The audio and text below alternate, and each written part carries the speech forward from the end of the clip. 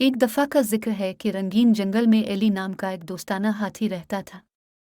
Eli बहुत बड़ा था, बड़े फलापी कानों और मेहरबान दिल के साथ।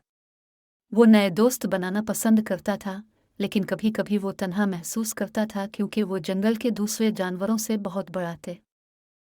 एली ने जंगल में सैर के लिए जाने का फैसला किया। जब वो टहल रहा था, उसने देखा कि लूसी नामी एक छोटी सी लेडी बिग एक पत्ते पर चढ़ने के लिए जिदोजहद कर रही है। लूसी जंगल की सबसे छोटी मखलूक थी और उसे अक्सर बड़े जानवर नज़रअंदाज कर देते थे। एली ने आहिस्ता से लूसी को अपने सूंड से पकड़ा और पत्ते के ऊपरी हिस्से तक पहुंचने में उसकी मदद की। एली की मेहरबानी देखकर लूसी हैरान रह गई और खुशी से इसका शुक्रिया अदा किया। तुम मेरे हीरो हो, एली। इस दिन से एली और लूसी बेहतरीन दोस्त बन गए। उन्होंने अपने दिन एक साथ जंगल में खुराक की तलाश, कहानियां बांटने और ज़रूरतमंद दूसरे जानवरों की मदद करने में गुजारे। एली ने महसूस किया कि दोस्ती साइज़ के बारे में नहीं है, ये एक दूसरे की देखभाल, इश्तिराक और वहाँ मौजूद होने के बारे में था।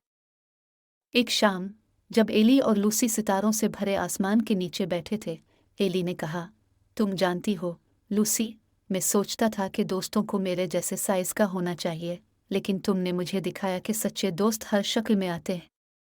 और साइज़? लूसी ने मुस्कुराकर जवाब दिया, ये ठीक है, एली, ये नहीं है कि हम कितने बड़े या छोटे हैं, ये हमारे दिलों का साइज़ है जो वाकई अहमियत रखता है।